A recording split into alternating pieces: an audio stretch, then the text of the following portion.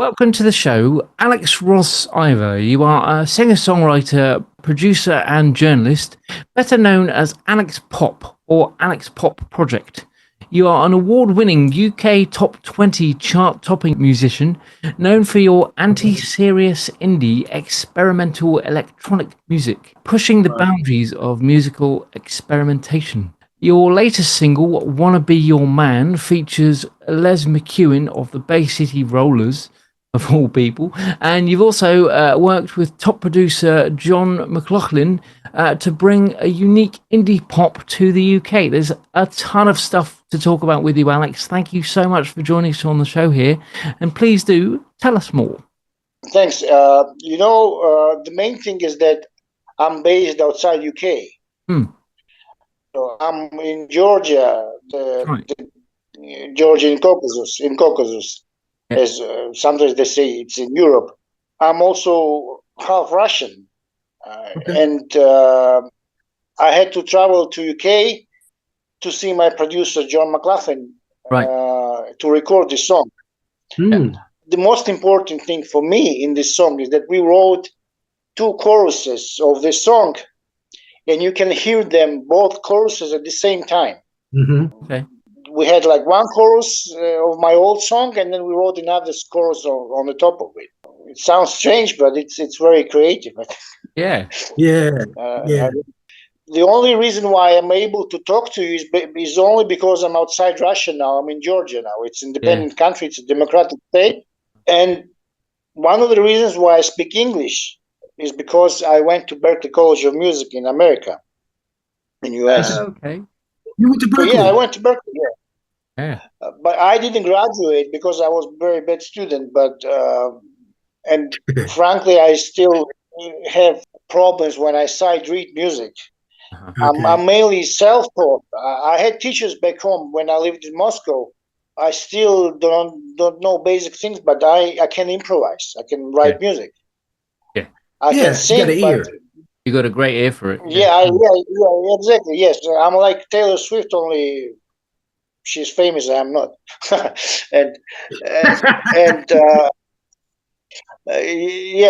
She can sight read. Paul McCartney cannot sight read.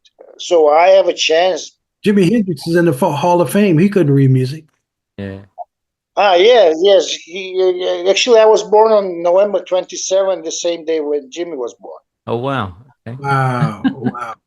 Being a Berklee student doesn't guarantee you anything. You will never work with Les McEwen if you go to Berklee. It's not the reason why he said yes to me. Okay. But main reason is that we co-wrote this song with John McLaughlin. And I'm a co-writer. I released my songs since 2001. So before YouTube, I was able to sell records. Yeah. Wow. But I'm on radio. I was already in Russia with the songs, mainly in Russia. It's a few plays in Britain, and I'm online mainly. So my videos are on YouTube. My music is on iTunes, so people can buy it if they want. "Wanna Be Your Man" is the song featuring Les McEwen, and we also have a video. I did send the link to you, so you can use it if you want. Sure. Tom will get all that. Tom? Yeah.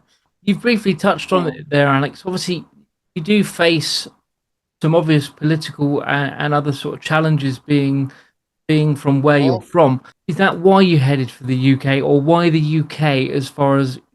I mean, you're a top 20 chart-topping musician in the UK here. Is that just because it's easier to kind of broadcast what you're doing out in the UK, or other European countries not so accessible, or what was the sort of reasoning behind that?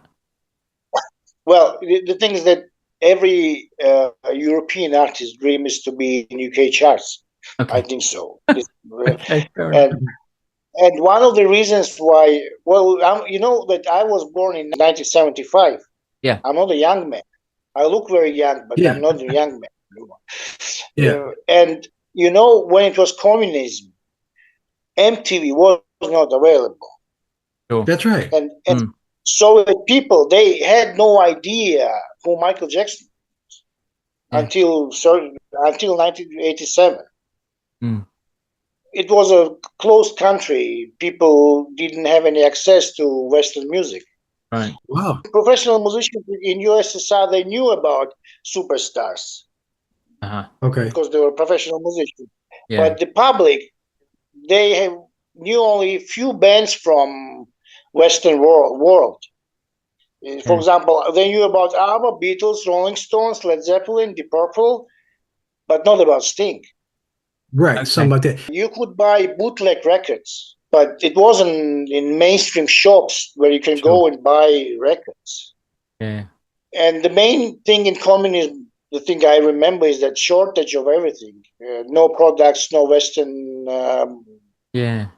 outfits, no cassettes, no record players, no things like that before perestroika. Yeah. So it was really hard to be musically educated, I would say.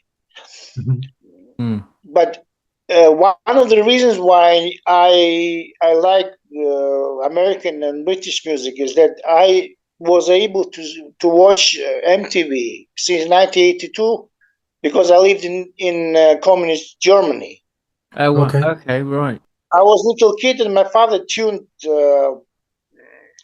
my TV, black and white TV. We had black and white TV in 1982. Yeah. Wow. So I was able to watch Duran Duran, Michael Jackson, and Depeche Mode videos. Yeah. Wow. So I grew up listening to proper music. I would say I call it proper music because I mainly listen to British American music. You mean in Russia they weren't playing any black music? No, they did play James Brown. Okay. Okay. Yeah. The thing, one of the main characteristics of USSR, it wasn't a racist state at all. It was international state because Georgia was part of Soviet Empire, and one of the main famous guy from Georgia is Joseph Stalin, and he liked American films, and he defeated fascists. Basically, USSR defeated Nazi Germany, so it was internationalism that was main thing in the USSR. But they didn't play black music, bands from Sweden, ABBA, but they thought it's a capitalistic state is the reason why you shouldn't play this music. Capitalism was the main enemy, not the musicians. They supported Jimi Hendrix. I think they played Jimi Hendrix records on TV when I was a little kid, on Russian TV, on Soviet TV. Sorry, it wasn't Russian TV. But never mind. Until 1987, people in USSR didn't know that Billboard charts exist. Wow. Okay. And now it's like everywhere. You can buy anything and you can go anywhere you want. And internet is the reason why I know about Taylor Swift, because I don't watch TV since 2011. I don't really use TV anymore. Yeah. No? Yeah. Tom? So, just exactly what is anti-serious indie? Can you give us an example of what sort of music, what kind of songs and what kind of things you write in the sense that it's being anti-serious? Well, the thing is that I'm not a lyricist. I'm a scat singer. Okay. I was a scat singer on my first album I released in 2001. Yeah. It's a mixture of electronic and indie music, and you can find it online. Yeah. It was basically a comedy album. It was a joke. Okay. I was making fun of MTV. Okay. All right. I wrote my first serious record in 2007, I think. It was Cry For You. Yeah. It's also online. And it was produced by John McLaughlin. Right. I'm not produced, reproduced. So it's a serious song, and I wrote lyrics for the song in English because it's the hardest thing to write songs in English because I had to learn English myself. I never had a teacher. Right. Okay. And one of the reasons why I speak English is because of Berkeley. But still, I was a bad student because I had to hear my Cuban teacher in Berkeley who spoke with unbelievable accent, and I believe he shouldn't teach there at all because no one understood what he was talking about. Yeah. And I'm glad that I didn't graduate because you have to pay $200,000 at Berkeley, and then you are unsigned. This is really strange because in USSR education was for free. Music conservatory, Moscow Music Conservatory is free because of communism. Right. Now it changed; you have to pay something, but it's not like $200,000. Yeah. Wow. Is that how much it costs to go to Berkeley? Well, I remember if you graduate from Berkeley, you have to pay $200,000 now. Yes. That's amazing. 200,000. Incredible. Yeah, I think you have to graduate. Yeah, to learn music, and you have only 30 minutes per week with your private teacher if you want to sight read. Incredible, isn't it? Wow. Tell me this. So we're a social conscious platform. Who is some of your big social conscious music artists? Well, social conscious. Wow. Well, it's not Taylor Swift, but John Lennon, right? Say John Lennon, you know. Well, we all love John Lennon, but I'm Paul McCartney's fan. That's the problem. Yeah, but John Lennon wrote Imagine. Yeah. Yes, that's exactly. And I participated in John Lennon's songwriting competition. Actually, Really? there was a songwriting competition. I won something. I don't remember. Something happened good. Something good happened, but I don't. It was a long time ago. Did you like Bob Marley? Oh my God! Yes, That's social conscious. The only that's the only reggae musician I can. It's the key one that everyone thinks about, isn't it? Yeah, he's the one. You know, there's so many amazing. But okay, so now, you in Georgia now? Yeah, I'm in Georgia now. I'm half Georgian. I'm happy that I speak Georgian because people now forgot Russian language. Russian language was state language of USSR, but people who are older than 30 years old, they still speak Russian here. But youth, they speak English now. Okay. So if you ever come to Georgia, you won't have problems with younger people.